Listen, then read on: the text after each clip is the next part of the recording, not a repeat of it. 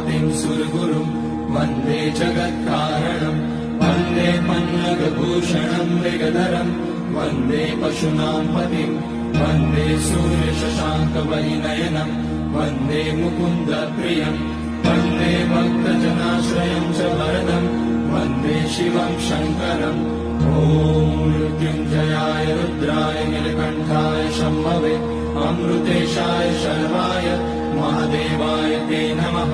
नमस्तेऽस्तु भगवन् विश्वेश्वराय महादेवाय त्र्यम्बकाय त्रिपुरान्तकाय त्रिकाग्निकालाय कालाग्निरुद्राय नीलकण्ठाय मृत्युञ्जयाय सर्वेश्वराय सदाशिवाय श्रीमान् महादेवाय नमः।